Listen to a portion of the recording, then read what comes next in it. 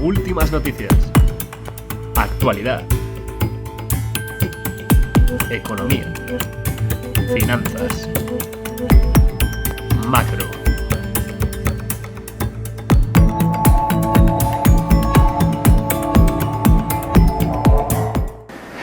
Bueno, arrancamos la conexión macro. Como digo, antes de seguir con el repaso de los gráficos, de esas estrategias de inversión que tenemos en la firma Trading Pro, vamos a hacer un pequeño estudio del ciclo económico desde la parte más fundamental. Hoy os traigo 4 gráficos que quiero analizar con vosotros. Así que, como siempre, vamos a empezar con el primero. Voy a poner la pantalla y vamos a empezar a hacer esa conexión macro por todo el mundo. En primer lugar, analizar el sector de los vehículos eléctricos. Me habéis preguntado muchísimo, oye, ¿qué le pasa a Tesla? Caídas ya del 60% desde sus máximos. Tampoco le van mejor las cosas a su competencia asiática. Y fijaros, o sea, no es algo particular de Tesla. No es que esté la empresa de Elon Musk pasando su particular pesadilla. No, es que había una demanda deplorable en los últimos trimestres en general en todo el sector de los coches eléctricos. Fijaros, vamos a ponerlo en grande para que lo veáis bien y vais a ver cómo se está pasando un poco la moda esa o el boom que hubo. Ya sabemos que esto suele pasar, ¿no? Por modas, fijaros, ¿no? Tanto Tesla como BYD, las mayores empresas, ¿verdad?, en este sector.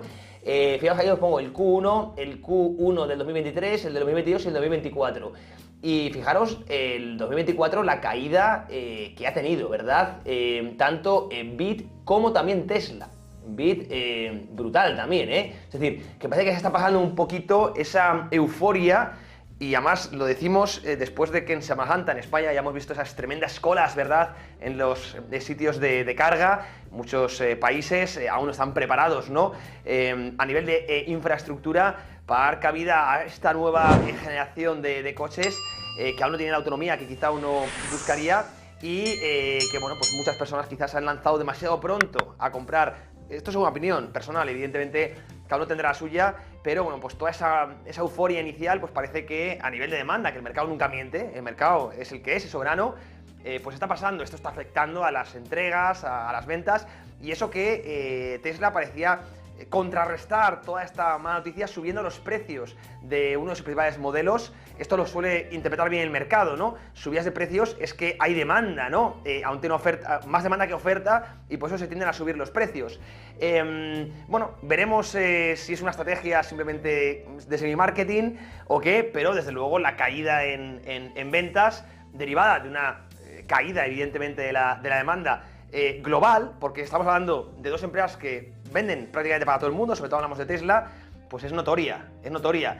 De todas formas, las expectativas es que de cara a 2050 prácticamente sean el 80% de los vehículos a día de hoy, por eso también la industria alemana clásica de los motores de combustión también está haciendo esa transición, digamos, a vehículos de motor eléctrico, pero desde luego a corto plazo está pasando un bache y no es un bache ligado a la coyuntura económica, porque no está pasando esto en otras marcas, como digo, de combustión, que no han visto esa reducción en las entregas. Ha sido una cosa particular de los coches eléctricos. Y ahora la pregunta es para vosotros, ¿por qué creéis que es? ¿Esto se va a cronificar? Es decir, ¿vivimos un boom y ahora estamos volviendo a la normalidad? ¿O simplemente es un bache? La pregunta os la dejo a otros. Yo tampoco soy evidentemente un experto en este sector, simplemente me rijo a los datos y lo quería compartir con vosotros. Vamos con la siguiente de las imágenes. Seguimos avanzando en esta conexión macro. Vamos con la segunda diapositiva que os traigo para hoy. La ponemos en pantalla. Esta imagen es interesantísima. Imagino que la habréis visto los que navegáis también por la Academia Bursátil, por los foros, por las redes sociales. Fijaros, esto es un poco lo que yo llamo dominancia fiscal. Vamos a ponerlo en grande para que lo veáis, no para detalle, porque pone los pelos de punta esta imagen. Fijaros, estos son los niveles, ahí lo tenéis, de déficit, ¿verdad? En la última gran era, ¿verdad? Desde el año 1900, ¿no? Fijaros cómo en las guerras mundiales, la Primera Guerra Mundial, la Segunda Guerra Mundial, pues tuvimos picos, evidentemente, hay que financiar el ejército y eso se tira con cargo a déficit, ¿vale? Se emiten bonos, ¿verdad? El gobierno no recauda suficiente ingresos fiscales, entonces tiene que tirar déficit para aguantar, ¿no?, el gasto militar. Es normal que en las guerras veamos picos. También en el COVID, evidentemente, un factor exógeno como una pandemia que paraliza toda la producción, la gente en casa, entonces hay que tirar de gasto, evidentemente, para mantener un poco el nivel de vida de la sociedad. También la gran crisis financiera, ahí lo tenéis, la última del COVID, pero ahora mismo, ahí lo marco con los interrogantes, ¿verdad? Con ese círculo, ¿qué justifica estos tremendos niveles de déficit? ¿Hay una guerra acaso? ¿Tenemos una pandemia? Bueno, no, una gran crisis, ninguna de esas cosas.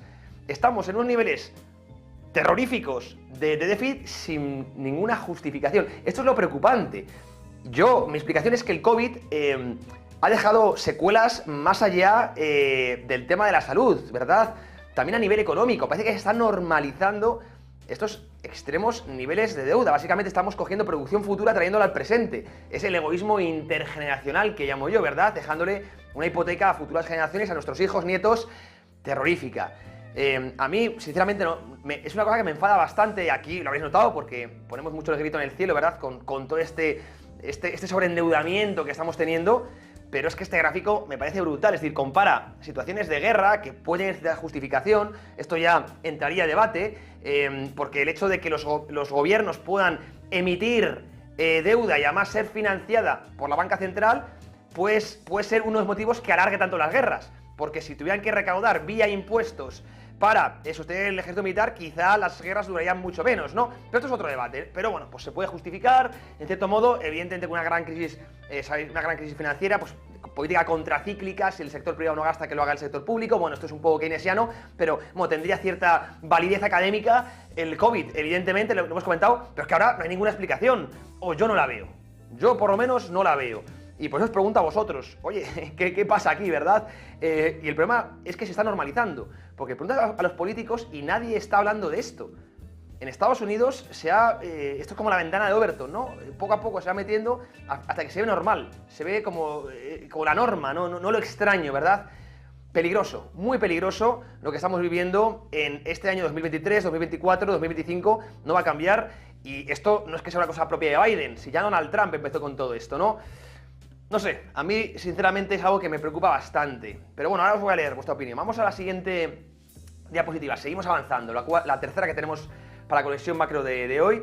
Fijaros, también vamos a ponerlo en grande, le metemos zoom para que lo veáis también vosotros. Esto, de hecho, está pensado, como siempre, para nuestra audiencia. Fijaos qué interesante, hablábamos del petróleo, que además el petróleo en niveles de 85 debe asustar a muchos políticos y a muchos banqueros centrales que están en esa lucha encarnizada, entre comillas, contra la inflación, porque a veces parece que les preocupa poco. Pero, desde luego, una baza que tenía Estados Unidos, que eran las reservas estratégicas, ahí lo veis en pantalla, ya se las han evaporado. Cuando tuvimos el petróleo, año 2023, en los entornos de los 90, 95, lo que hizo Estados Unidos fue liberar sus reservas estratégicas, ¿verdad? Las liberó ¿para qué? Para meter, evidentemente, oferta en el mercado y tirar el precio a la baja. ¿Qué pasa? Que ahora mismo ya no puede hacer eso, porque es que se las han fundido, es así de simple, ¿verdad? Y el problema es que Joe Biden, cuando el precio del petróleo estaba bajo, recuerda la corrección que vimos hace tan solo unos meses, no aprovechó ese momento para rellenar el stock de reservas estratégicas. Si lo hubiese hecho, ahora podría volver a liberar reservas, pero es que no lo hizo. Esto es una horrible gestión, en este caso, de la administración Biden con respecto al petróleo. Y no olvidemos que ahora llegan además las épocas de grandes conducciones en Estados Unidos, y esto no es bueno a nivel electoral, tener el galón tan caro a tan pocos meses de las elecciones, ¿eh? Esto le va a pesar, y sé que Estados Unidos, Joe Biden, bueno, en general, su gobierno, Joe Biden no deja de ser un títere, están muy incómodos ahora mismo con el precio del barril en estos niveles, y ojito que no pueda seguir subiendo. Hay una guerra ahora clara entre Estados Unidos y la OPEP Plus, incluye a Rusia, evidentemente. Ya saben que han extendido los recortes de producción durante todo el segundo trimestre de este año. Por lo tanto, va a ser muy difícil volver a ver el precio del petróleo, a corto plazo por lo menos, por debajo de los $80. Y esto va, tarde o temprano, no es inmediato, porque va permeando poco a poco, primero en los inputs y luego en los bienes finales en la economía. Y esto es un factor muy inflacionario, y ya nos dio como siga subiendo, porque además la oferta del petróleo es muy elástica, ¿no? No puedes sacar de un día para otro o abrir una nueva explotación y sacar petróleo, ¿no? Tardan en hacer la inversión, toda la infraestructura, ¿verdad? Así que esa inelasticidad puede provocar ajustes en el corto plazo, que los estamos viendo, y más en esa guerra ahora mismo entre la OPEP y Estados Unidos, y con el añadido de los conflictos bélicos que tenemos, ¿verdad? No solo en Oriente Medio, que ya parece que se está, bueno, iba a decir solventando, pero no es así, pero bueno, pues más o menos va llenando, pero sobre todo Rusia-Ucrania. Bueno, peligroso el petróleo, también hay que seguirlo muy de cerca, también la sangre de todo el sector financiero junto al dólar, y muy peligroso estos niveles, ya sabéis que nosotros somos partidarios de que estamos entrando en un super ciclo de commodities, hablando en sitio de largo plazo, en esta década. Bien, esto ya hemos comentado varias veces. Vamos ya con la última de las diapositivas, ahí la tenéis, la cuarta, así que, como siempre, la vamos a poner en grande para que la veáis bien, y fijaros también qué interesante esta gráfica, donde vemos a Suiza, que es un ejemplo. Yo siempre, siempre pongo a Suiza como el ejemplo prácticamente de todo, ¿verdad? Una economía más o menos liberal, ¿verdad? Con poca burocracia, sin ejército, entre otras cosas, con una política monetaria, pues, muy estricta, y la inflación ya en el 1%, es decir, incluso por debajo del objetivo. El franco suizo es, pues, como digo, pues un espejo de lo que hay que hacer, ¿verdad? Y no solo el franco suizo, sino también el propio gasto fiscal del gobierno, que estuvo mucho más controlado. Al fin y al cabo, la inflación, mucha gente siempre mira a la banca central. La banca central, de forma directa, no puede generar inflación, porque la banca central lo que imprime son reservas bancarias, que es dinero que se queda atrapado en el circuito bancario, no sale a la economía real. Tú con reservas bancarias no puedes ir al supermercado y comprarte un brick de leche. Bien, por lo tanto, el dinero de segunda capa que imprimen los bancos centrales no genera inflación, o por lo menos no genera inflación de forma directa. Como segunda derivada, esto es un estudio muy teórico, puede llegar a generarlo. Esto es otro debate que ya hemos tenido en el canal con Daniel Baeza, pero desde luego no como primera derivada. Los que generan inflación al fin y al cabo son los gobiernos, bien, vía déficit, cuando gastan más de lo que ingresan. Eso es el déficit fiscal, bien, y eso es lo que ha provocado en gran parte, junto a los shocks de oferta, la inflación que tenemos hoy en día. Bien, el helicóptero financiero que hemos tenido en Estados Unidos, cheques directamente a los buzones de las casas, de los hogares, ¿verdad? En Europa, los créditos ICO, ¿verdad? Todos los avales que ha habido a empresas, las subvenciones, todo ese tipo de dinero que se ha regalado, sea a empresas jurídicas o empresas o personas físicas, es lo que ha generado la inflación, junto a esos shocks de oferta derivados del COVID, ¿verdad? La culpa la ha tenido el gobierno, con esa máquina de gastar sin parar. Pues Suiza ha tenido mucha más responsabilidad, y por eso a día de hoy tienen el dato de inflación que hemos conocido hoy en el 1%. El ciudadano suizo, aparte de cobrar unos salarios como Dios manda, no está sufriendo esa degradación del poder adquisitivo, ese impuesto invisible que nos azota al resto de humanos, ¿verdad?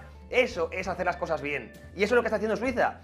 Y no siempre hay que ver lo malo, hay que ver también lo bueno y comentarlo, y tomarlo como ejemplo, un espejo al que nos debemos mirar. Por desgracia no se hace así. Europa, Estados Unidos están mirándose en el peor de los espejos, que es Japón, ¿verdad? Y tenemos ahí un vecino cerca, dentro de Europa, al que no le hacemos ni caso, ¿verdad? Y que está haciendo la cosa muy bien, tremendo. Bueno, noticia que quería compartir, un poco el tono positivo del día, ¿verdad? También hay que hacerle un hueco aquí en la conexión macro, claro que sí. Bueno, dicho esto, vamos a volver ya a los gráficos, que nos espera nuestro compañero Álvaro, también en el set. Vamos allá.